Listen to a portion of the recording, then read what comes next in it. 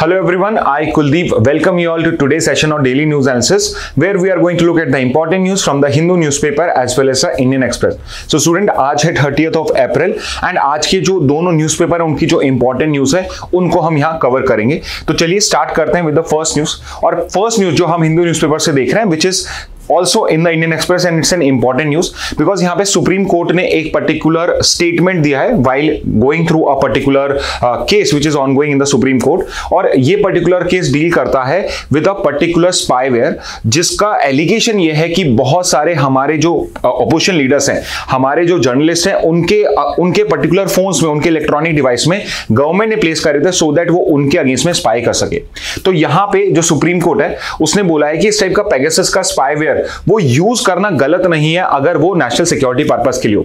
But यहां पे important question ये है कि जब आपके अपोजिशन लीडर्स के फोन्स में, आप जब जर्नलिस्ट के फोन्स के अंदर में, या जो भी आपको पॉलिटिकली अपोज करते हैं इंडिया के अंदर में, क्या आप उनके भी फोन्स के अंदर में, क्या उनके भी इलेक्ट्रॉनिक डिवाइस में आप इस तरीके के स्पाईवेयर्स को यूज कर सकते हो? तो सुप्रीम कोर्ट जो है करंटली इसी केस को हेयरिंग कर रहा है। तो यहां पे आपका कंटेक्स्ट समझना बहुत जरूरी है कि यहां पे ये पेगासस स्पाईवेयर क्या है, क्योंकि अगर इस साल इस पर्टिकुलर पेगासस के ऊपर पे कोई जजमेंट आता है तो ये बहुत इंपॉर्टेंट टॉपिक बन जाएगा।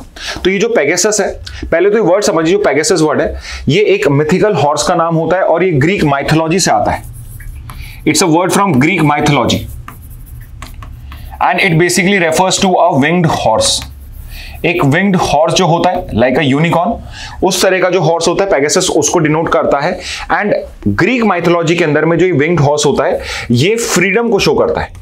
इट शोकेसेस फ्रीडम और ग्रेस। बट अब यहां आयरनी देखिए कि ग्रीक माइथोलॉजी में तो फ्रीडम को शो करता है और यहां पे कहीं ना कहीं आपका जो पेगासस है वो एक स्पाईवेयर है और ये कहीं ना कहीं हिडन वे में, ना कि फ्रीडम में, जबकि हिडन वे में दूसरों की प्राइवेसी को ब्रीच करता है। तो यहां पे ये आयरनी है इस पेगासस स्पाईवेयर की कि यहां पे पेगासस का मतलब तो होता है कि ये फ्रीडम की या ग्रेस की बात करता है, बट इसका जो यूसेस है, पेगासस स्पाईवेयर का यूज है वो एस्पियोनाज है। तो पेगासस क्या है? पेगासस बेसिकली अ स्पाईवेयर। स्पाईवेयर क्या होता है? कोई भी ऐसा सॉफ्टवेयर जो स्पाइंग के लिए, एस्पियोनाज के लिए काम किया जाता है। और the beauty of this particular Pegasus is कि इसके अंदर में आपको इंस्टॉलेशन की रिक्वायरमेंट ही नहीं होती। फॉर एग्जाम्पल कि अगर मुझे ये पेगासस स्पाईवेयर अगर मेरे पास है और मुझे किसी के अकाउंट, किसी के फोन में, किसी के इलेक्ट्रॉनिक डिवाइस पे इसको अगर मुझे इंस्टॉल करना है तो मुझे उस पर्सन को कुछ भी नहीं करना है। मुझे सिर्फ और सिर्फ जिस पर्टिकुलर टारगेट पे ये भेजना है, बस मुझे स्पाईवेयर को वहां पे इसको सेंड करना है। और इसके लिए ना मुझे कोई लिंक सेंड करने की जरूरत है, ना कोई मैसेज, ना कोई व्हाट्सएप मैसेज, कुछ भी करने की जरूरत नहीं है। सिंपली अगर मैं चाहूं तो किसी भी फोन में भी इसको कर सकता हूं। तो यू कैन अंडरस्टैंड कि इस पर्टिकुलर स्पाईवेयर को डिटेक्ट करना कितना मुश्किल होगा, बिकॉज यहां पे ये कब मेरे फोन में पुटअप किया गया, कब ये मेरे को ट्रैक करना स्टार्ट कर दिया गया। एंड अगर मैं चाहूं तो लेट्स से अगर मुझे पता पड़ता है कि सामने वाला जो है अपने फोन को यहां पे चेक कराने वाला है तो मैं इसको अनइंस्टॉल भी कर सकता हूं। तो इट इज पॉसिबल कि मैंने आपकी यहां पे स्पाइंग भी कर ली, मैंने को जो इंफॉर्मेशन चाहिए मैंने आपके फोन से निकाल ली, मैंने आपको कंटिन्यूअसली ट्रैक भी कर लिया, आपके जितने मैसेजेस थे सब कुछ मैंने कॉपी भी कर लिया, आपकी आवाज भी सुन ली, मैंने वीडियो रिकॉर्डिंग तक कर ली। यस, आप पेगासस स्पाईवेयर से कैमरा तक इन सबको भी यहां पे आपका यूज कर सकते हो सामने वाले के। और यहां पे जैसे ही वो चेकिंग के लिए जाता है तो मैं वहां से उस पूरे सॉफ्टवेयर को रिमूव कर सकता हूं और उसका जो एविडेंस है कि भाई ये कुछ ऐसे सॉफ्टवेयर डाला गया था और वापस रिमूव हो गया है, ये सभी रिमूव हो सकता है। तो इस वजह से इसको डिटेक्ट कर पाना भी बहुत मुश्किल है। But just like any software उसमें कई बार थोड़े से बग्स रह जाते हैं, कुछ रह जाते हैं। It is because of this reason कि यहां पे पेगासस स्पाईवेयर जो आपके डिफरेंट इंडिया के अंदर में कई जर्नलिस्ट, अपोजिशन लीडर्स, उनके फोन्स में, उनके इलेक्ट्रॉनिक डिवाइसेस में भी जब ये पुटअप किया गया था तो वहां पे उसके एविडेंस बच गए। और कुछ साल पहले एक पर्टिकुलर इंटरनेशनल न्यूज़पेपर एसोसिएशंस ने, जो न्यूज एजेंसी का एसोसिएशन है, उसने इन्वेस्टिगेशन करी इंडिया के अंदर में। द वायर करके एक पर्टिकुलर ऑर्गेनाइजेशन है जो इसका पार्ट थी और उन्होंने इन्वेस्टिगेशन करा 2021 में एंड दे फाउंड आउट कि इंडिया के अंदर में एंड वर्ल्ड ओवर जो गवर्नमेंट्स है वो अपने ही जर्नलिस्ट के अगेंस्ट में, अपने ही अपोजिशन लीडर्स के अगेंस्ट में, अपने ही एक्टिविस्ट के अगेंस्ट में यहां पे सॉफ्टवेयर को यूज कर रही है। तो यहां पे आप कैसे जस्टिफाई करेंगे कि उनके फोन में या उनके इलेक्ट्रॉनिक डिवाइस में पुटअप करना ये नेशनल सिक्योरिटी से प्रोटेक्टेड है? तो आपका जो सुप्रीम कोर्ट है अभी इसी क्वेश्चन को कर रहा है कि जो पर्टिकुलर पेगासस है क्या उसको या गवर्नमेंट है वो इस तरीके से कहीं पे पुटअप कर सकती है। ओके, तो जो ये पेगासस है it is developed by not by an Indian company, by an Israeli company known as NSO group. तो एनएसओ ग्रुप है ये it's a very although not very well known but it's very famous in the spy circle, because ये जो particular आपके software या spyware develop करती है वो वर्ल्ड क्लास होते हैं, मिलिट्री ग्रेड लेवल के होते हैं कि आप मिलिट्री के लेवल पे उनको यूटिलाइज कर सकते हो, और उसने इस पेगासस स्पाईवेयर को डेवलप किया है। और इसकी दूसरी खासियत क्या है स्पाईवेयर की, तो ये जो पर्टिकुलर स्पाईवेयर है ये सिर्फ विंडोज या एंड्रॉइड या फिर आपके जो आईओएस फोन्स होते हैं, एप्पल के आपके सॉफ्टवेयर्स होते हैं, सिर्फ उनमें एक में नहीं, किसी भी टाइप के फोन के किसी भी टाइप का उसके अंदर में जो आपका ऑपरेटिंग सिस्टम है उसके अंदर में ही उसको इन्फेक्ट कर सकता है। यानी कि सेम स्पाईवेयर से आप एप्पल के फोन्स को भी टारगेट कर सकते हो और आप यहां पे विंडोज या एंड्रॉइड के फोन्स को भी टारगेट कर सकते हो। एंड इसके अंदर में यूजर नॉलेज भी रिक्वायरमेंट नहीं, लाइक आई सेड कि इसमें कोई भी क्लिक करने की या कोई भी स्टेप लेने की रिक्वायरमेंट नहीं है जिसके फोन में मैं कर रहा हूं, मैं उसके बिना जाने इस पर्टिकुलर स्पाईवेयर को यहां कर सकता हूं और उसके बाद उसके पूरे फोन को मैं टोटली कंट्रोल कर सकता हूं। तो मैंने एक पर्टिकुलर डायग्राम है मेरे पास जिससे आप देख सकते हैं कि मैं इस पर्टिकुलर स्पाईवेयर से क्या क्या कैसे इंस्टॉल किया जा सकता है। मैं एसएमएस करके कर सकता हूं, व्हाट्सएप के थ्रू कर सकता हूं, आई मैसेज के थ्रू कर सकता हूं, और मैं unknown vulnerability, we don't know कि और कौन सा तरीका या कहां से वल्नरेबिलिटीज को मिली है फोन्स के अंदर में जिसके थ्रू ये कर सकता है। ये तरीके भी है और प्लस एक अननोन वल्नरेबिलिटी भी है जिससे पता ही ना पड़े। एंड उसके बाद मैं क्या कर सकता हूं, उसके बाद मैं SMS, email, photos, videos, contacts, records, WhatsApp, calendar, GPS data, activate camera, activate microphone. तो मुझे अगर बातें सुननी है तो मैं आपका माइक्रोफोन एक्टिवेट कर सकता हूं, अगर मुझे आपका कुछ रिकॉर्डिंग करना है तो मैं कैमरा एक्टिवेट कर सकता हूं, और आपकी जो रियल लाइफ लोकेशन है उसको भी मैं यहां ट्रैक कर सकता हूं। और ये सब पॉसिबल है without even you knowing it कि ये सब किया जा रहा है।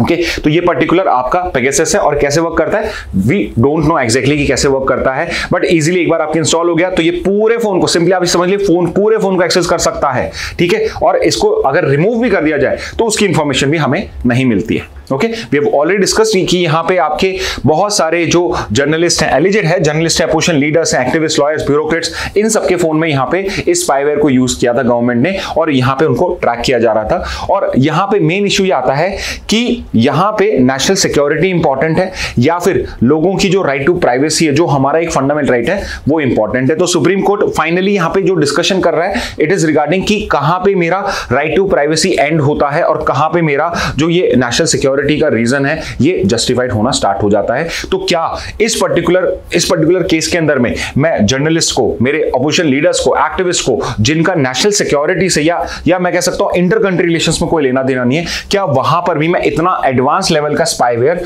यूज कर सकता हूं या नहीं? Okay, so we will wait for the judgment to come and then we'll decide.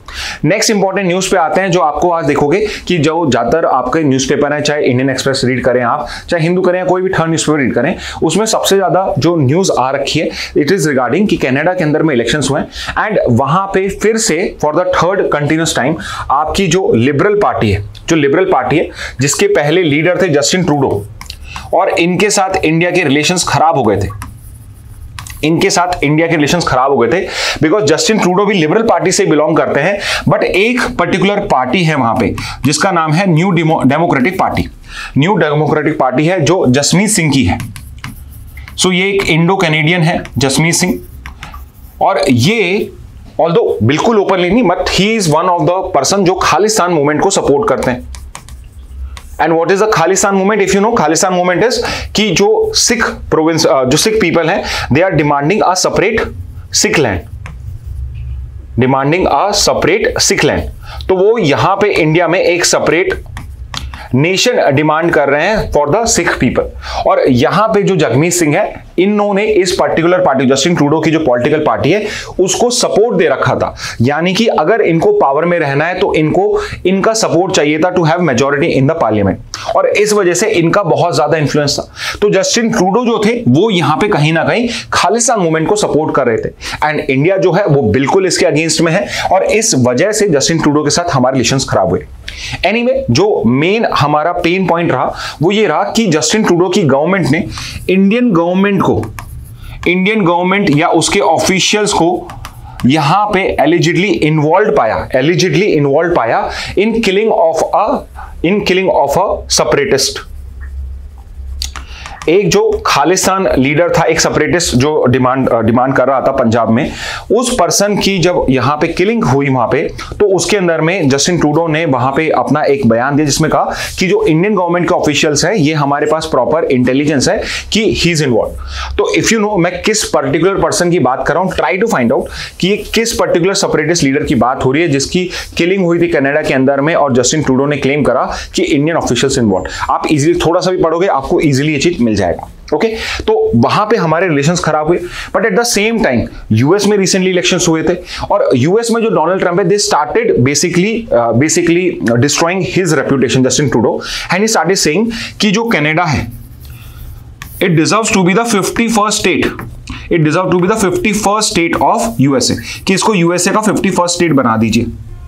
और इस वजह से क्या हुआ, जस्टिन ट्रूडो थे, इनकी जो पॉपुलैरिटी थी वो और भी ज्यादा गिरने लगी, बिकॉज यहां पे एक तो इंडिया के साथ रिलेशंस अच्छे नहीं हो रहे, वहां पे इन्फ्लेशन बहुत ज्यादा हाई हो रहा, एंड उसके अलावा यूएस के जो पर्टिकुलर वहां के प्रेसिडेंट थे वो यहां पे इनकी रेपुटेशन को डिग्रेड करते गए, और इस वजह से इनकी पॉपुलैरिटी बहुत कम हुई।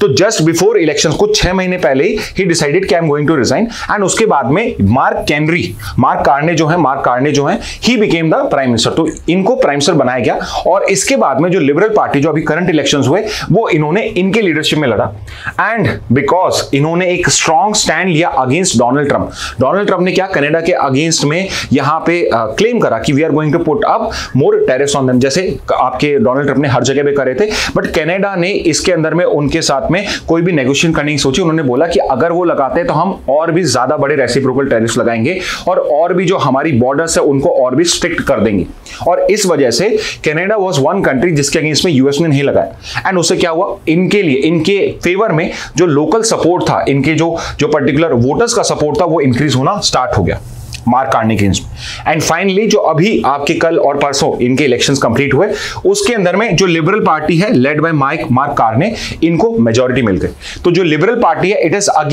Is again come back into power under Mark Carney. तो यहां पे यू शुड नो 2-3 थिंग्स, एक तो कि इनकी पार्टी कौन सी है या विनिंग पार्टी कौन सी है इलेक्शंस की। दूसरा important point, who is the new prime minister of Canada now after the elections. Okay, इसके अलावा एक और रीजन इनकी जीत का ये रहा कि इनके जो अपोजिशन में थे पियर पॉलिवेर जो कंजर्वेटिव पार्टी से बिलोंग करते थे, he was seen as someone who was pro Trump. ये प्रो ट्रम्प माने जा रहे थे, एंड बिकॉज ट्रम्प का यहां पे एटीट्यूड एंटी कैनेडियंस हो रहा था, तो इनकी भी पॉपुलैरिटी डिक्रीज हुई। सो नॉट जस्ट कि he became more popular, but इनकी भी जब यहां पे पॉपुलैरिटी कम हुई, उसका भी यहां पे इनको ऑप्शन या इनको यहां पे फेवर मिलना स्टार्ट हुआ। एंड फाइनली लिबरल पार्टी जो है लेड बाय मार्क कार्ने, ये यहां पे आपके विनर डिक्लेयर हुए 25 कैनेडियन इलेक्शंस के अंदर में। ओके, तो यहां पे ये है कैनेडियन इलेक्शंस को लेके। सो आई थॉट कि जब भी हम कनाडा की बात कर रहे हैं तो let's discuss our relations also with Canada. तो इंडिया कनाडा के रिलेशन जो हैं ये पहले से चलते आ रहे before our independence also, because both India and Canada both were colonies of Britishers. दोनों की दोनों जो कंट्रीज थी वो ब्रिटिशर्स की ही कॉलोनी थी, एंड जब हम दोनों इंडिपेंडेंट हुए we became part of the Commonwealth nations. Commonwealth nation is a grouping of those country जो कभी ब्रिटिश इंडिया का, या नॉट ब्रिटिश इंडिया का, बट ब्रिटिश जो उनका एम्पायर है उसका पार्ट रहे हैं। ओके, तो कॉमनवेल्थ नेशंस के पार्ट रहे, एंड वी नो दिस कि कनाडा जो है it's very famous among Indians, specifically Punjabis, and lot of Indian origin people are actually now Canadian citizens. And if you look at the number 1.4 million Indo Canadians, ये Canadian citizens हैं। 1.4 million यानी करीब 14 lakh Indian origin लोग जो हैं वो Canada के citizens बन चुके हैं। एंड इसके अलावा बहुत सारे स्टूडेंट्स, बहुत सारे Punjabis, they keep going to Canada and basically they are trying to settle down there. तो 14 लाख तो वहां पे पहले से हैं जो वहां के सिटीजन्स हैं, and a lot of people, lot of students, lot of people looking for better employment opportunity, better career opportunity, they go to Canada also। तो यहाँ पे इनके अलावा बहुत सारा हमारा वहां पे जो इंडियन डायस्पोरा है वो बहुत ही ज्यादा वहां पे वाइब्रेंट है। ओके, इसके बाद डिप्लोमेटिक रिलेशंस कब स्टैब्लिश हुए, तो इट वाज स्टैब्लिश सून इन 1947, और हमारे ट्रेड, एजुकेशन, बाकी सब पॉलिसीज के अंदर में हमारे अच्छे रिलेशंस हैं, primarily in trade, education and people to people ties. Trade में there is a lot of scope, अभी हमने अपनी पूरी ट्रेड को यहाँ पे एक्सप्लोर नहीं करा है। इंडिया कनाडा के बीच में FTA साइन नहीं हुआ, फ्री ट्रेड एग्रीमेंट साइन नहीं हुआ है, तो एक चीज जो हम करना चाह रहे हैं वो ये है कि हम यहाँ पे FTA करें। अब यहाँ पे रिलेशंस हैं, दोस्त हैं, तो कुछ ना कुछ यहाँ पे दुश्मनी भी हो सकती है, कुछ लड़ाइयाँ भी हो सकती हैं, जिसमें सबसे इंपॉर्टेंट इश्यू जो हमारे बीच में वो खालिस्तान इशू है। और यहाँ पे अभी रिसेंटली क्या हुआ है, जैसे ये इलेक्शंस विन हुए तो प्राइम मिनिस्टर मोदी ने उन्हें कांग्रेचुलेट करा है, एंड प्रोबेबली शायद हम यहाँ पे एक लिबरल पार्टी के लीडर के साथ ही, रेदर देन कंजर्वेटिव पार्टी के साथ तो हमारे रिलेशंस अच्छे रही हैं, बट एक लिबरल पार्टी लीडर्स के साथ भी हमारे रिलेशंस अच्छे होने के यहाँ चांस हैं, और उन्होंने कांग्रेचुलेट करा है। तो शायद अब कनाडा जो है वो खालिस्तान इशू में यहाँ पे इंडिया का सपोर्ट करना स्टार्ट करें। ओके, दूसरी इंपॉर्टेंट चीज ये है कि जो मैंने आपको पार्टी बताई थी एनडीपी, जगमीत सिंह की, वो पर्टिकुलर पार्टी इस बार इलेक्शंस में हार गई, उनको कोई सीट नहीं मिली, उनके जो लीडर है even he has lost his election, और इस वजह से भी जो प्रो खालिस्तान एलिमेंट्स है या जो उनका इन्फ्लुएंस है इन द पॉलिटिक्स वो यहां पे इस बार थोड़ा कम रहेगा। तो इस वजह से भी जो कैनेडियन गवर्नमेंट है उनके पास में बेटर फ्री हैंड होगा while dealing with this. Okay, तो ये कुछ इश्यूज हैं, लाइक यहां पे वो सारे इश्यूज आपको मेंशन है। ठीक है, नेक्स्ट न्यूज पे आते हैं। US puts India back on IPR watch list. तो यहां पे एक आईपीआर वॉच लिस्ट करके, जैसा नेम सजे, एक वॉच लिस्ट है जो यूएस बनाता है। तो रिमेंबर दिस कि ये जो आईपीआर वॉच लिस्ट की बात हो रही है, ये आईपीआर वॉच लिस्ट कोई इंटरनेशनल वॉच लिस्ट नहीं है या कोई इंटरनेशनल ऑर्गेनाइजेशन नहीं है जो इसे बनाती है, ये यूएस की खुद की एक वॉच लिस्ट है, और it is made by USTR, United States Trade Representative, जो यूएस का डिपार्टमेंट है। तो ये यूएस गवर्नमेंट का डिपार्टमेंट है, तो डू नॉट बी कंफ्यूज कि यहां पे कोई इंटरनेशनल ऑर्गेनाइजेशन है जिसकी वॉच लिस्ट में हम आए। फॉर एग्जांपल, अगर आपको एक ऑर्गेनाइजेशन का नाम पता हो, FATF, financial action task force, जो बेसिकली डील करता है, ये भी एक लिस्ट प्रोवाइड करता है जिसमें एक ब्लैक लिस्ट है और एक ग्रे लिस्ट है, बट ये जो पर्टिकुलर लिस्ट है ये डील करता है मनी लॉन्ड्रिंग के साथ और टेरर फाइनेंसिंग, मनी लॉन्ड्रिंग और टेरर फाइनेंस से डील करता है, और ये एक FATF, ये इंटरनेशनल ऑर्गेनाइजेशन है। ऑन द अदर हैंड, ये जो पर्टिकुलर आईपीआर वॉच लिस्ट है ये यूएस की एक लोकल लिस्ट है, यूएस की ऑर्गेनाइजेशन का लिस्ट है, और इसको बनाता है कौन? यूएस ट्रेड रिप्रेजेंटेटिव, जो यूएस का एक डिपार्टमेंट है। ओके, अब ये आईपीआर वॉच लिस्ट है क्या? तो ये जो पर्टिकुलर यूएस डिपार्टमेंट है ये एक पर्टिकुलर रिपोर्ट बनाता है, हर साल की एक रिपोर्ट आती है, स्पेशल 301 रिपोर्ट। ये रिपोर्ट जो है स्पेशल 301 रिपोर्ट, ये आपसे डायरेक्टली पूछा सकती है। रिमेंबर, ये बेसिकली डील करती है with IPR protection, intellectual property right जो है, जैसे पेटेंट्स होता है जो एग्जांपल के लिए मेडिसिन पे मिलता है, कॉपीराइट होता है जो आर्टिस्टिक वर्क के ऊपर पे मिलता है, ट्रेडमार्क होता है जो किसी ब्रांड को मिलता है, यहाँ पे ट्रेड सीक्रेट्स होते हैं जो for example Pepsi Coca Cola का मिक्सचर क्या है, उसका ट्रेड सीक्रेट क्या है, वो सब जो होते हैं ये सब आईपीआर के डेफिनेशन में फॉल करेंगे। और हर कंट्री के अंदर में आईपीआर का प्रोटेक्शन कैसा है ये हमें, ये इसके लिए रिपोर्ट प्रिपेयर की जाती है, इसका नाम है स्पेशल 301 रिपोर्ट। और ये जो पर्टिकुलर रिपोर्ट है इसको बनाता कौन है? इसको बनाता है यूएस का ट्रेड रिप्रेजेंटेटिव। ओके, और इसके अंदर में कि हर कंट्री उसका जो सिस्टम है वो कितना इफेक्टिव है, कितना एडिक्वेट है आईपीआर प्रोटेक्शन के लिए, उस बेसिस पे कंट्रीज को ये लिस्ट करते हैं इनटू डिफरेंट वॉच लिस्ट। ठीक है, तो दो टाइप की यहां पे कैटेगरीज हैं, एक तो है प्रायोरिटी वॉच लिस्ट और एक है watch list. And as the name suggest, यहां पे जिनके साथ ज्यादा सीरियस कंसर्न है कि यहां पे आईपीआर का प्रोटेक्शन बहुत कम है, और स्पेसिफिकली जो यूएस कंपनीज है उनकी आईपीआर यहां पे प्रॉपर्ली प्रोटेक्ट नहीं होती है, तो यहां पे कहीं ना कहीं सिग्नल दिया जा रहा है कि either you better frame your loss, और यहां पे आप आईपीआर प्रोटेक्शन बेटर दीजिए, अदरवाइज जो यहां की यूएस कंपनीज है they would stop doing business with you all.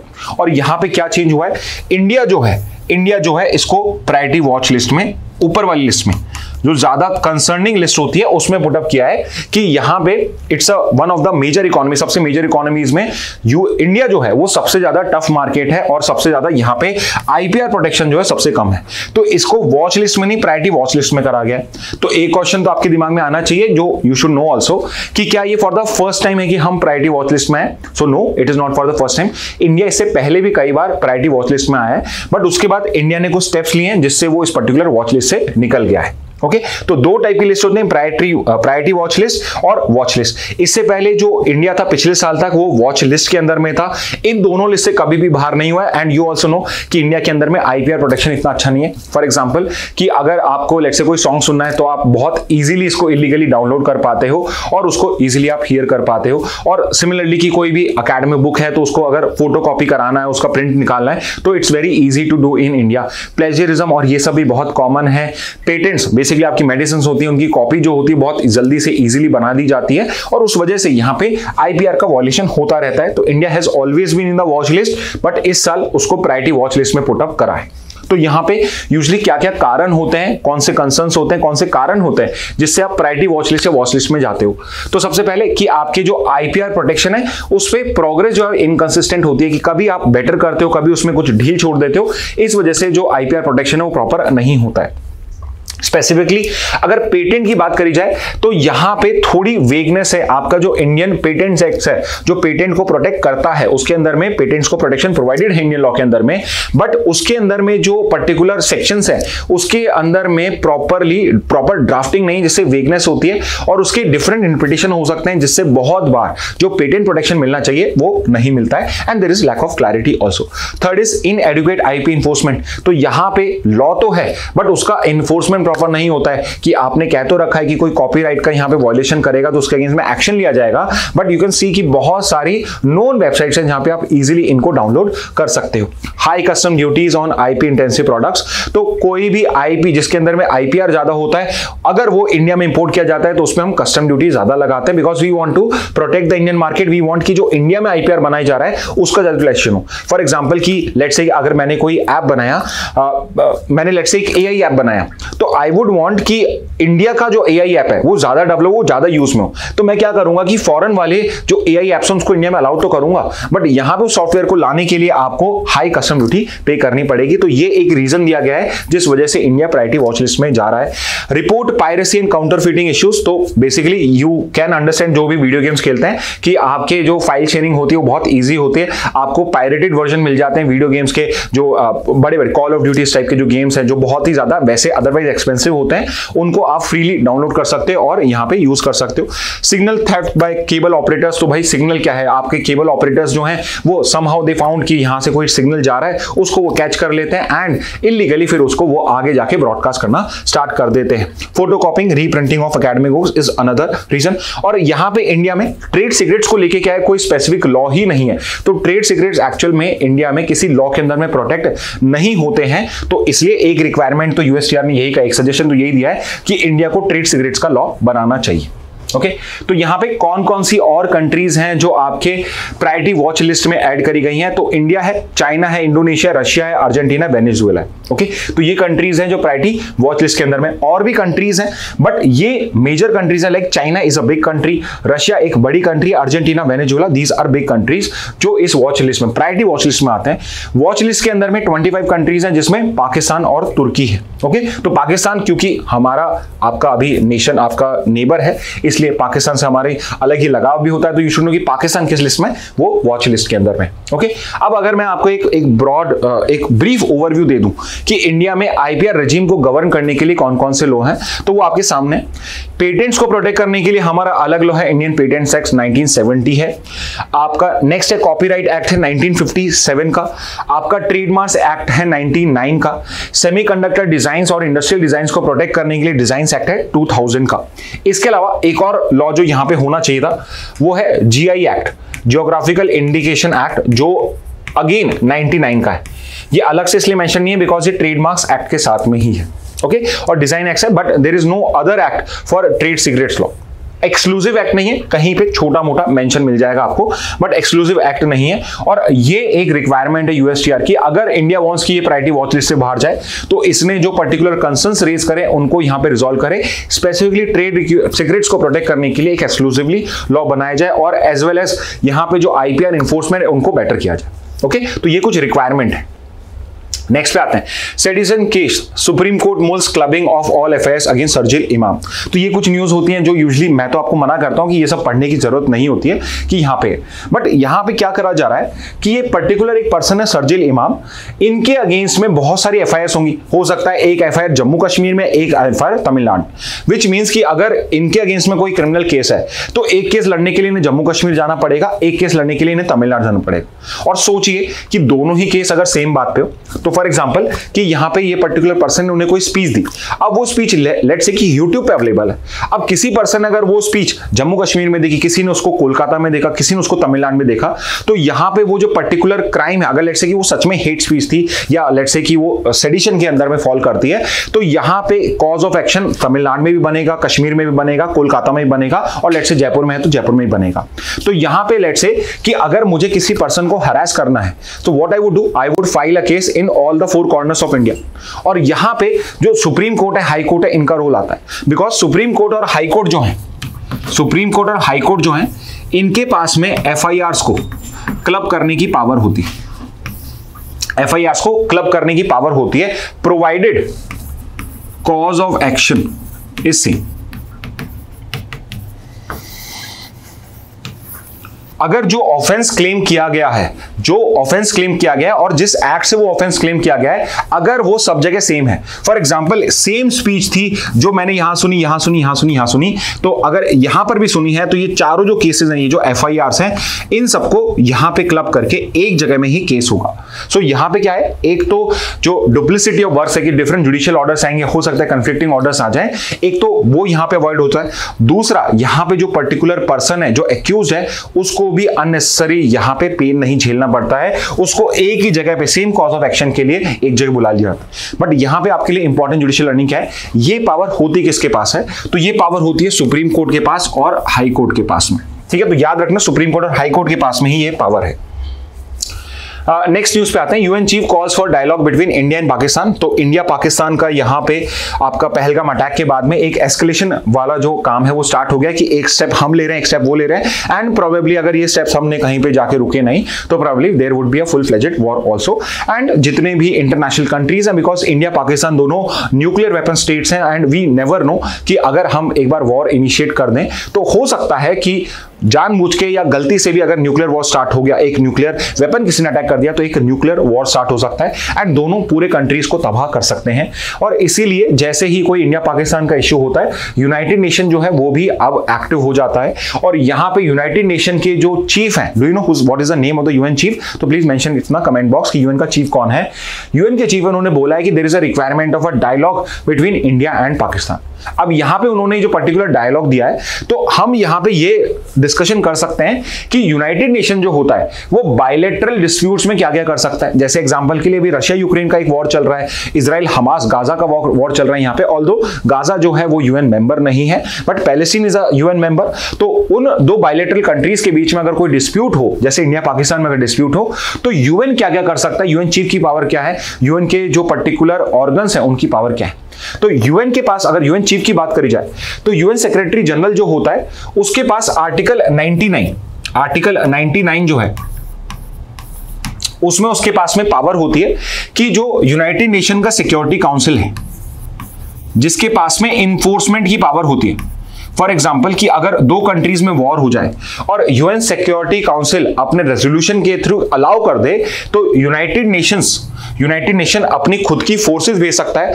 वो यहां पे यूएन मेंबर्स को, इसके जो कंट्री मेंबर्स हैं उनको यहां पे बोल सकता है कि आप अपने जो आर्म फोर्सेस हैं उनको इस पर्टिकुलर वॉर में इन्वॉल्व करिए।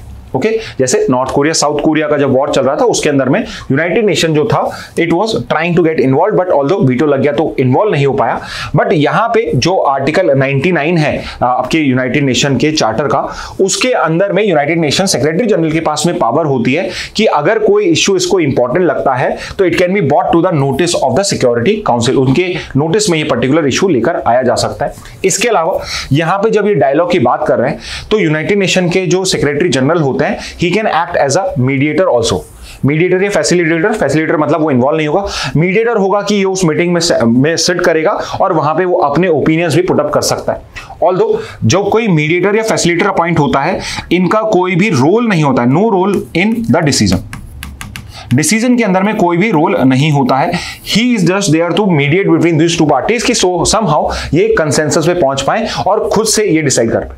बट ये पर्टिकुलर चीज तभी पॉसिबल है जब इस पर्टिकुलर केस में, एग्जांपल इंडिया पाकिस्तान के केस में, दोनों parties India and Pakistan consent करे कि yes we are ready to have secretary general as the mediator between us. But obviously Shimla agreement हमने साइन किया था, उसके बाद वी हैव डिसाइडेड कि आपका जो इंडिया पाकिस्तान के इश्यूज हैं, दोनों ने डिसाइड किया था शिमला एग्रीमेंट में कि जो पर्टिकुलर इश्यूज हैं ये मल्टीलेटरल इश्यू नहीं है, ये बायलेटरल इश्यूज हैं और इसके अंदर में हम म्यूचुअली इसको डिसाइड करेंगे, इसको रिजॉल्व करेंगे और हम यहाँ पे किसी थर्ड पार्टी को या किसी इंटरनेशनल ऑर्गेनाइजेशन को इन्वॉल्व नहीं करेंगे। हाउएवर अगर इंडिया चाहे तो यूएन के कुछ पर्टिकुलर ऑफिसेज हैं जो अवेलेबल होते हैं डिस्प्यूट रेजोल्यूशन के लिए। फॉर एग्जांपल कि यहां पे डायलॉग के लिए वो हेल्प कर सकते हैं, बायलैटरल नेगोशिएशन जो है वो यूएन के अंदर सेटअप किए जा सकते हैं। यूएन के अंदर में गुड ऑफिसेस होते हैं। गुड ऑफिसेस बेसिकली कि यहां पे एक पर्टिकुलर टीम होती है, ये ऑफिस होते हैं जिसके अंदर में आप जाके दोनों डिस्कशन कर सकते हैं और ये अपनी एक्सपर्टाइज वहां पे प्रोवाइड कर सकता है। और mediation if accepted by both parties, तो सेक्रेटरी जनरल या इनको कोई भी मीडिएटर चाहिए, कोई कंट्री इनको चाहिए, तो वो भी यूनाइटेड नेशंस के अंदर में करी जा सकती है। इसके अलावा यूनाइटेड नेशन सिक्योरिटी काउंसिल है, अगर वो इन्वॉल्व होती है तो यहां पे चैप्टर 6 है यूएन चार्टर का, जिसके अंदर में वो पीसफुल मेजर्स को रिकमेंडेशन कर सकती है। सेकंड इज यहां पे चैप्टर 7 के अंदर में वो मिलिट्री या इकोनॉमिक एक्शंस भी यहां पे प्रोवाइड कर सकती है। हाउएवर यहां पे शिमला एग्रीमेंट के बाद से हमने यूएन ऑफिसेस को यूटिलाइज करना बंद कर दिया, बिकॉज इससे पहले एक प्रॉपर यूएन ऑफिसेस भी था जो ऑब्जर्वेशन का काम करता था इंडिया पाकिस्तान के इश्यूज में, बट शिमला एग्रीमेंट के बाद ये डिसफंक्शनल हो चुका है, इसका कोई यूटिलाइजेशन नहीं है। फॉर एग्जाम्पल यहां पे ये ऑफिस का नाम भी गिवन है UNOMGIP, United nation military observer group in India and Pakistan. तो ये बेसिकली जब 1947 में 48 के अंदर में जब इंडिया पाकिस्तान का एक छोटा सा स्कर्मिश हुआ था, उसके बाद में यूनाइटेड नेशन जो है वो इन्वॉल्व हुआ था और उसने एक ये ऑब्जर्वर ग्रुप बनाया था और ये तब से सीज फायर जो है उसको यहां पे LOC के ऊपर पे बेसिकली चेक कर रहा है। हाउएवर अब ये इंपॉर्टेंट नहीं है, बिकॉज इंडिया जो है इंडिया पाकिस्तान के इश्यूज को बायलैटरल मानता है, तो no third party suppose to get involve in it. इसके अलावा सेक्रेटरी जनरल जो है वो डिप्लोमेटिक चैनल ओपन करवा सकता है। सिक्योरिटी काउंसिल जो है वो यहां पे प्रॉपर पावर रखती है रेजोल्यूशन इशू करने की, सैंक्शंस लगाने की और पीस कीपिंग फोर्सेस को यहां पे ऑथराइज करने की। जनरल असेंबली जो है, जो बेसिकली सिर्फ रिकमेंडेटरी बॉडी है, वो यहां पे रिकमेंडेटरी एक्शंस भी बता सकती है, डिस्कस कर सकती है, बट फाइनल जो बॉल है वो सिक्योरिटी काउंसिल, फाइनल डिसीजन जो है वो सिक्योरिटी काउंसिल को ही लेना पड़ता है। ओके तो ये कुछ ऑफिसेज हैं जो आपके अवेलेबल होते हैं, बिकॉज यहां पे सेक्रेटरी जनरल ने बोला कि डायलॉग होना चाहिए, तो आई थॉट कि United nation secretary general, United nation के ऑफिसेज क्या क्या कर सकते हैं वो हम यहां डिस्कस कर लें। नेक्स्ट पे आते हैं, तो चलिए एक पर्टिकुलर एडिटोरियल को गो थ्रू कर लेते हैं। बहुत अच्छा एडिटोरियल है यहां पे, ये एडिटोरियल है a powerful judicial remedy for waste management, और इसका कंटेक्स्ट ये है कि अभी अभी एक इंटरनेशनल जर्नल है नेचर करके, एनवायरमेंट के इश्यूज के अंदर में आते हैं, उसके अंदर में एक रिपोर्ट आई है और उस रिपोर्ट के हिसाब से इंडिया जो अपने आप को क्लेम करता है कि we are not the largest plastic polluter, और हमारा जो डेटा हमने प्रोवाइड करा है उसको वो क्वेश्चन करके ये कह रहा है कि इंडिया जो है वो करंटली सबसे बड़ा बिगेस्ट प्लास्टिक पॉल्यूटर है, विच मीन्स कि हमने जो बताया कि पर पर्सन हमारा जो प्लास्टिक यूसेज बहुत कम है, ऐसा नहीं है, उससे थोड़ा ज्यादा है, एंड बिकॉज हमारी पॉपुलेशन बहुत ज्यादा है इस वजह से इंडिया जो है करंटली वर्ल्ड का लार्जेस्ट प्लास्टिक पॉल्यूटर बन चुका है।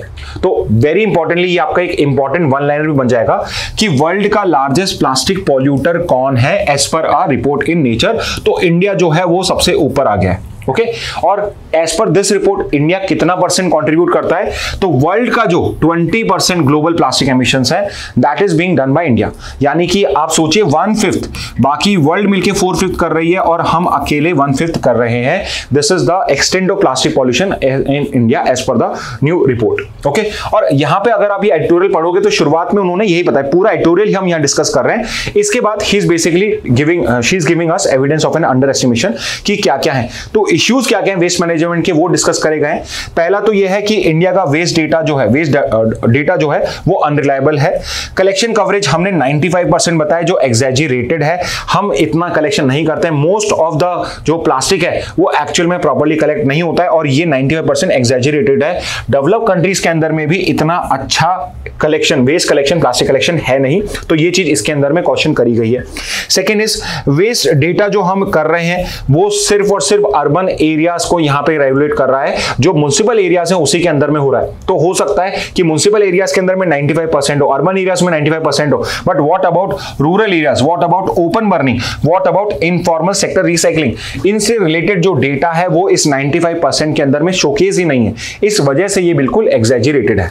ठीक है, इसके बाद क्या क्या कंसर्न्स हैं डाटा कलेक्शन के, तो वेस्ट जनरेशन जो डेटा है वो म्युनिसिपल बॉडी से आता है जो एसपीसीबी के अंदर में आती है और एसपीसीबी सीपीसीबी को रिपोर्ट करती है। तो यहां पे 3 लेवल हो गए जहां पे मिस रिपोर्टिंग करी जा सकती है।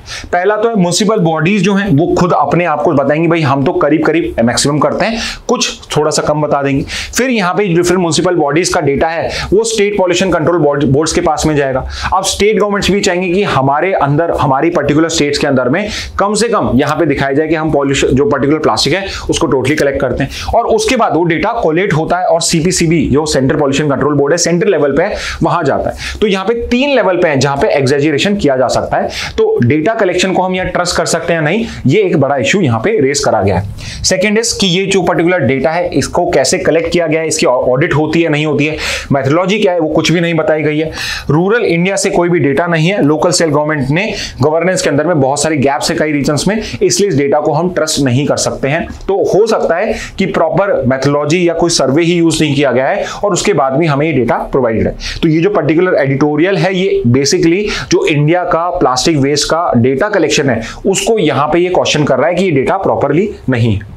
फिर कुछ प्रपोज सॉल्यूशन बताए हुए हैं, जैसे कि एक तो है कि भाई आप डेटा कलेक्शन जो उसको बेटर करिए, बेसिकली कि आप प्रॉपर यहां पे सर्वे कराइए, मेथोडोलॉजी को यहां पे ओपन करिए सो दैट कि अगर कोई ऑडिट करना चाहे, कोई क्रॉस चेक करना चाहे, वो एनजीओज भी हो सकती हैं, वो इंटरनेशनल ऑर्गेनाइजेशन भी हो सकती हैं, वो मेथोडोलॉजी को क्रॉस चेक कर सके और यहां आके सर्वे करके भी उसको क्रॉस चेक कर सके। तो इसके लिए proper data collection is required. इसके अलावा it is very important because जो प्लास्टिक वेस्ट है या वेस्ट कलेक्शन है वो एक म्युनिसिपल का जॉब है, म्युनिसिपैलिटीज का जॉब होता है, लोकल लेवल पे या रूरल एरियाज में पंचायत का रोल होता है। तो इसलिए हमें हमारे जो लोकल गवर्नेंस है उनको स्ट्रेंथन करना बहुत जरूरी है। फॉर एग्जांपल कि जितने भी अर्बन आपकी म्युनिसिपैलिटीज हैं, रूरल पंचायत है, इनको लिंक किया जाए इन पर्टिकुलर सेक्टर प्लेयर से। फॉर एग्जाम्पल एमआरएस कौन होते हैं? Material recovery facilities. तो कोई भी जो बेसिकली जो मटेरियल होता है उसको रिकवर करता है, प्लास्टिक को रीयूज करने के लिए रिकवर करता है, उन सबके साथ में ये अर्बन बॉडीज और रूरल बॉडीज कनेक्टेड होनी चाहिए। फॉर एग्जाम्पल कि इनको अगर लेट्स से प्लास्टिक का रिक्वायरमेंट है, डिफरेंट टाइप का प्लास्टिक का रिक्वायरमेंट है, तो वो डायरेक्टली इनके साथ में डील कर सकते हैं। सेकेंड इज ऐसे ही रिसाइकलर्स जो उनको रीयूज करते हैं। EPR kiosk, extended producer responsibility. तो एक्सटेंडेड प्रोड्यूसर रिस्पॉन्सिबिलिटी क्या होता है कि एक प्रिंसिपल है कि जो पर्टिकुलर उस प्लास्टिक को प्रोड्यूस कर रहा है उसकी भी रिस्पॉन्सिबिलिटी है। और उसकी रिस्पॉन्सिबिलिटी क्या है कि फॉर एग्जांपल कि मैं एक पर्टिकुलर कंपनी हूं जो प्लास्टिक बॉटल्स बनाता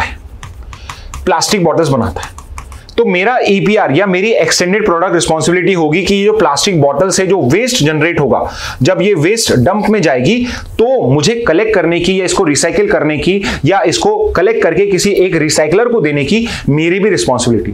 तो इसलिए जितने भी आपके ये प्लास्टिक प्रोड्यूसर्स होते हैं या जो भी इस टाइप का हमारा हजार्डस वेस्ट प्रोड्यूसर्स होते हैं, उन सबको ये पर्टिकुलर कियोस्क बनाने होते हैं अलग अलग जगहों में जहां पे इन सबको कलेक्ट किया जा सके।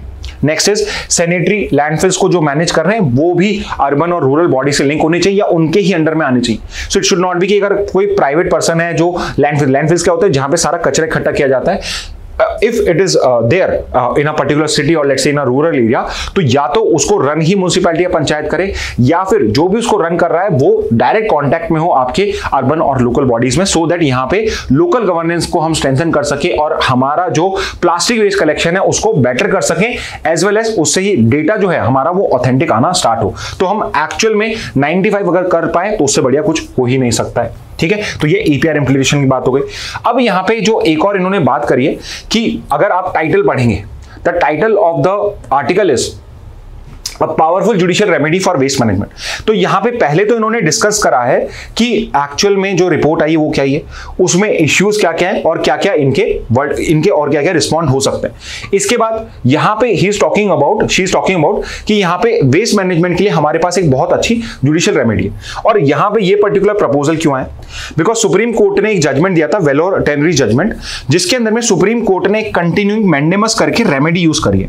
अब इफ यू नो थोड़ा बहुत अगर आपने पॉलिटी को पढ़ा है या आपने कॉन्स्टिट्यूशन को पढ़ा है, तो आपके कॉन्स्टिट्यूशन में 2 आर्टिकल्स हैं, एक है आर्टिकल 32 और एक है आर्टिकल 226। आर्टिकल 32 तो सुप्रीम कोर्ट से रिलेट करता है, आर्टिकल 226 हाई कोर्ट से रिलेट करता है, और इसके अंदर में रिट पावर जो है वो प्रोवाइडेड है। रिट जुरिडिक्शन जो है सुप्रीम कोर्ट हाई कोर्ट को दिया हुआ है, और जब भी किसी का कोई फंडामेंटल राइट ब्रीच होता है या लीगल राइट ब्रीच होता है हाई कोर्ट के केस में, तो उस पर्टिकुलर केस में जो सुप्रीम कोर्ट और हाई कोर्ट है वो रेमेडिफाई कर सकते हैं उस फंडामेंटल राइट को बाय इशूइंग अ रिट। और उसमें से एक रिट होती है मैंडेमस, और मैंडेमस इज बेसिकली जब कोई पब्लिक ऑफिस है जो अपनी ड्यूटी अगर प्रॉपर्ली नहीं कर रहा, अपने पब्लिक फंक्शंस को परफॉर्म नहीं कर रहा है, तो supreme court high court mandamus issue करेंगे और उसको बोला जाएगा कि आपकी जो पब्लिक ड्यूटी है इसको आप फुलफिल करिए, अदरवाइज आपके अगेंस्ट में एक्शन होगा। ठीक है। अब यहां पे सुप्रीम कोर्ट ने एक नई पर्टिकुलर रिट इशू करी है जिसका नाम है कंटिन्यूइंग मैंडेमस। तो मैंडेमस में तो क्या हुआ कि अगर कोई पब्लिक ड्यूटी नहीं फुलफिल कर रहा है तो हमने सुप्रीम कोर्ट या हाई कोर्ट ने ऑर्डर दे दिया, अब वो पर्टिकुलर ऑफिस करेगा। अब मान लो कि यहां पे एक बार नहीं, मैं बार बार देखना चाहता हूं कि पर्टिकुलर जो प्रोसेस मैंने बताया है, जो मैंने आपको जॉब दिया है, क्या वो कर रहे हैं या नहीं कर रहे हैं। तो कंटिन्यूइंग मैंडेमस के अंदर में एक फाइनल यहां पे रिट नहीं दी जाती है, यहां पे कंटिन्यूअसली आपका मैनेजमेंट या आपका यहां पे ऑब्जर्वेशन किया जाता है। तो सुप्रीम कोर्ट अगर कंटिन्यूइंग मैंडेमस को करता है, यानी कि जब तक इन्होंने फॉर एग्जांपल वेलोर टेनरीज में बोला था कि आप यहां पे पूरा इसको क्लीनिंग करिए, यहां पे आप वेस्ट प्लांट्स को लगाइए और जितना भी वेस्ट यहां पे प्रोड्यूस हो रहा है, टॉक्सिक वेस्ट प्रोड्यूस हो रहा है, इसको आप मैनेज करिए। और सुप्रीम कोर्ट ने बोला हम कंटिन्यूइंग मैंडेमस इशू कर रहे हैं, विच मींस कि जब तक ये पूरा प्रोजेक्ट कंप्लीट नहीं होता है, हम कंटिन्यूअसली आपको यहां पे ऑब्जर्व करते रहेंगे, अगर ऑर्डर की रिक्वायरमेंट हुई तो हम करते रहेंगे। यानी कहीं ना कहीं ये जो पर्टिकुलर पूरा काम होगा, ये सुप्रीम कोर्ट की निगरानी में, सुप्रीम कोर्ट के अंडर में होगा। यानी कि जो पर्टिकुलर अथॉरिटीज हैं उनको दे आर वॉचफुल कि यहां पे सुप्रीम कोर्ट जो है वो उनको देख रहा है और उनको प्रॉपर्ली काम करना है। तो वेलोर जजमेंट में सुप्रीम कोर्ट ने बोला कि आप सारे पॉल्यूशन को रेमेडिफाई करिए। कमेटी फॉर्म करी गई है जो बेसिकली 4 मंथ के अंदर में हमें प्रोग्रेस जो हुई है उसको बताएगा और क्लियर फोकस करा जाएगा इन्फोर्समेंट के अंदर पे, ना जस्ट फ्रेमिंग प्लान्स के ऊपर कि ये नहीं कि भाई हमने बोला है तो आप प्लान्स बना दीजिए, बट उसका इन्फोर्समेंट क्या है। कंटिन्यूइंग मैंडेमस के अंदर में जो पब्लिक ऑफिशियल की ड्यूटी है उसको सुप्रीम कोर्ट कॉन्स्टेंटली यहां पे ऑब्जर्व करेगा। और यहां पे जो पर्टिकुलर ऑथर है, शी इज क्लेमिंग कि इस पर्टिकुलर केस के अंदर में भी सुप्रीम कोर्ट कंटिन्यूइंग मैंडेमस दे सकता है। और जब तक यहां पे वेस्ट मैनेजमेंट के लिए जो गवर्नमेंट रिस्पॉन्सिबल है, जो पंचायत म्युनिसिपैलिटीज रिस्पॉन्सिबल है, जब तक वो प्रॉपर स्टेप्स नहीं लेती हैं, सुप्रीम कोर्ट उनको रेगुलरली कंटिन्यूअसली मॉनिटर कर सकता है। ओके, तो यहां पे ये एक रेमेडी है जो बताई गई है। इसके अलावा आई थॉट कि एक दो यहां पे अगर आप पढ़ेंगे तो कुछ आपको यहां पे टर्म्स मिलेंगे, जैसे एक पॉलिटिक्स पे प्रिंसिपल मिलेगा, एक सस्टेनेबल डेवलपमेंट मिलेगा और एक गवर्नमेंट पे प्रिंसिपल मिलेगा। अब जो ये पर्टिकुलर प्रिंसिपल्स हैं जो सुप्रीम कोर्ट ने जजमेंट्स में बोले हैं, ये रिकॉग्नाइज्ड प्रिंसिपल्स हैं एनवायरमेंटल लॉ के। जैसे कि पहला है पॉल्यूटर्स पेज प्रिंसिपल, और as a name suggest it's very simple कि जो भी पॉल्यूशन करेगा वो लायबल होगा उस पर्टिकुलर पॉल्यूशन के लिए कंपनसेशन देने के लिए। तो polluters are liable for compensation to victims and restoration of the environment, कि यहां पे जो पॉल्यूटर्स है वो कंपनसेशन भी प्रोवाइड करेगा और उससे जो पर्टिकुलर डैमेज हुआ एनवायरमेंट को उसको रिस्टोर करने का काम है। तो कंपनसेशन भी दीजिए विक्टिम्स को और प्लस या तो रिस्टोर करिए या फिर किसी और अथॉरिटी को यहां पे बनाइए, या गवर्नमेंट को आप रिस्टोरेशन के पैसे प्रोवाइड करिए और गवर्नमेंट यहां पे रिस्टोरेशन करेगी। ठीक है, इससे एक और निकलता हुआ प्रिंसिपल आता है गवर्नमेंट पे प्रिंसिपल। अब यहां पे कोई पॉल्यूटर है, अगर वो पॉल्यूटर विक्टिम को कंपनसेशन नहीं देता है तो यहां पे गवर्नमेंट यहां पे उस पर्टिकुलर जो विक्टिम्स हैं उनको कंपनसेशन देगी एंड बाद में जाके it's up to the government कि उसको अगर रिकवर करना है या नहीं करना है पॉल्यूटर से। बट यहां पे जो विक्टिम्स है उनको कंपनसेशन देना पड़ेगा, या तो पॉल्यूटर खुद दे दे या गवर्नमेंट देगी, और फिर गवर्नमेंट चाहे तो बाद में रिकवर कर सकती है। And third is sustainable development का जो कंसेप्ट है। सस्टेनेबल डेवलपमेंट इज बेसिकली कि आप डेवलपमेंट तो करिए बट वो आपका लॉन्ग टर्म के लिए होना चाहिए, उससे रिसोर्सेज है उनका ओवर यूज नहीं होना चाहिए, सो दैट आपकी फ्यूचर जनरेशन जो है उनके पास में भी आपके रिसोर्सेज जो है वो आपको मिल सके।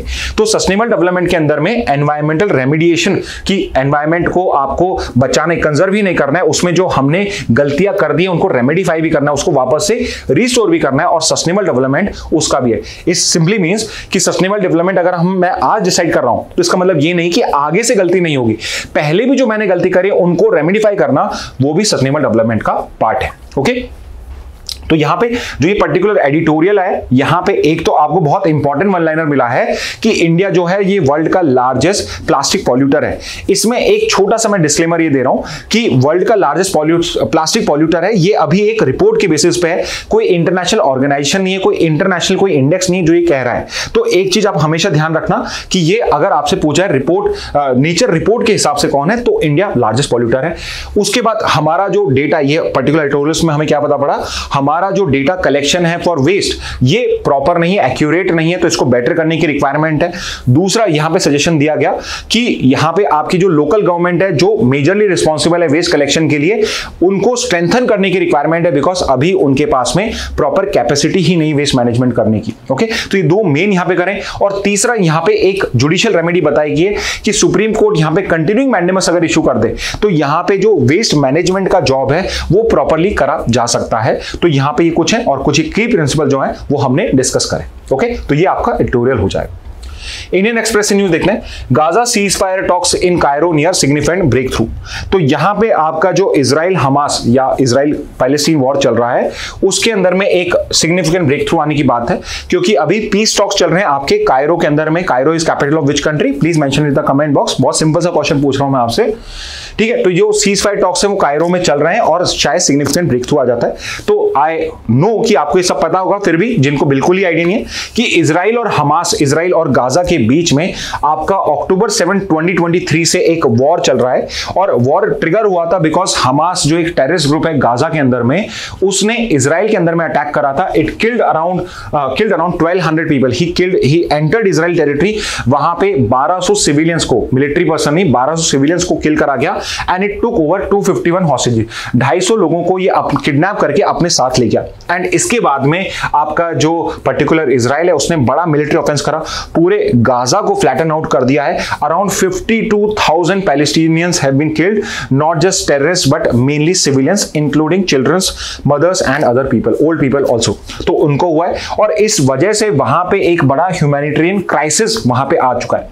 अब यहां पे इशू क्या चल रहा है कि जो हमास है वो तो ये कह रहा है कि हम नेगोशिएशन टेबल पे आ सकते हैं, हम सारे हॉस्टेज को रिलीज कर दें, बट वी वांट कि इजराइल जो है वो पूरे गाजा को और जो वेस्ट बैंक है वहां से उनकी जो सिक्योरिटी फोर्सेस हैं उनको रिमूव करेगा। और इजराइल जो है वो इस चीज को करने के लिए रेडी नहीं है। वो एक्चुअल में अब वापस से वेस्ट बैंक और गाजा को अपने अंडर में लाना चाहता है और इस वजह से जो नेगोशिएशंस हैं वो फेल होते जा रहे हैं। और अभी आपके कायरो के अंदर में जो पर्टिकुलर नेगोशिएशन चल रहे हैं उसके अंदर में इट इज एक्सपेक्टेड कि शायद एक सिग्निफिकेंट ब्रेक थ्रू आ जाए। इसके अंदर में 2-3 इंपॉर्टेंट वन लाइनर्स आपके लिए कि ये जो पर्टिकुलर मीडिएशन है ये कायरो में हो रहा है। एक तो आपको ये पता होना चाहिए इसमें मीडिएटर कौन कौन है। तो एक तो ऑब्वियसली इजिप्ट है और दूसरा है कतर। तो ये दो कंट्रीज है जो मीडिएटर की तरह कर रहे हैं। पार्टिसिपेंट्स कौन से हैं? हमास है, इजराइल है और इजिप्ट है। तो इजराइल हमास तो आपके मेन पार्टीज ही हैं और इजिप्ट जो है वो एक मीडिएटर का रोल यहां पे प्ले कर रहा है। तो इजिप्ट और कतर है और पार्टिसिपेंट्स है हमास, इजराइल और इजिप्ट जो पर्टिकुलर अभी नेगोशिएशन चल रहे हैं। ओके, तो ये हो जाएगा गाजा सीज फायर टॉक्स को लेके। ओके, नेक्स्ट न्यूज देखते हैं। High court upholds dismissal of MP civil जज who acquitted 3 without writing judgement.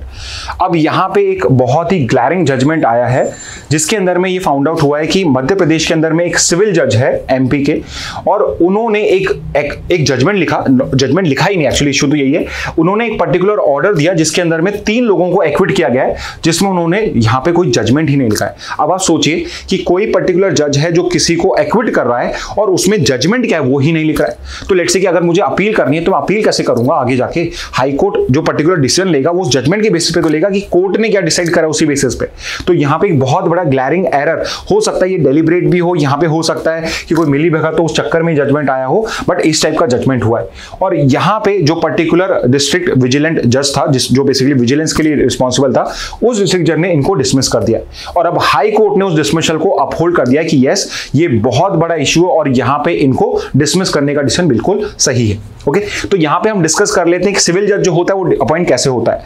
तो for example if you want to become a जज, आप एक जुडिशियल सर्विस का एग्जाम देते हो जो बेसिकली स्टेट गवर्नमेंट्स कंडक्ट कराती है। तो एग्जांपल के लिए कुछ स्टेट्स है जहां पे जो पब्लिक सर्विस कमीशन होता है स्टेट का वो कंडक्ट कराता है और कुछ स्टेट्स के अंदर में ये जजमेंट, ये जो पर्टिकुलर रिक्रूटमेंट होता है ये आपके जो हाई कोर्ट्स होते हैं वो कराते हैं। एग्जाम्पल के लिए कि राजस्थान के अंदर में राजस्थान जुडिशियल सर्विस जो होती है वो high court, Rajasthan high court conduct कराता है। ओके, तो यूजुअली आपका अपॉइंटमेंट कैसे होगा कि आप जुडिशियल एग्जाम दोगे और अगर आप उस जुडिशियल एग्जाम को क्लियर कर देते हो तो आपको या तो हाई कोर्ट अगर हाई कोर्ट कराता है या पब्लिक सर्विस कमीशन है वो कंडक्ट कराता है तो आपका नाम स्टेट गवर्नमेंट को रिकमेंड किया जाता है। सो रिमेंबर दिस पॉइंट कि जो पर्टिकुलर आप लोअर लेवल पे जजेस बनते हो, यू आर जजेस under the state government. State government is the one जो आपको अपॉइंट करती है, ठीक है। हाउएवर आप एडमिनिस्ट्रेटिव कंट्रोल के अंडर में होते हो हाई कोर्ट के।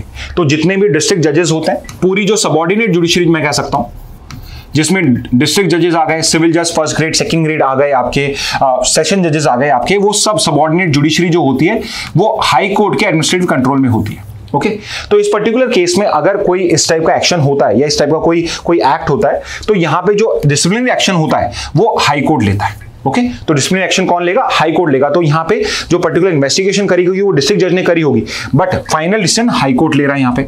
और हाई कोर्ट अगर यहां पे डिसाइड कर लेता है कि इसको डिसमिस किया जाता है तो वो अपना रिकमेंडेशन यहां पे किसको भेजता है? स्टेट गवर्नमेंट को।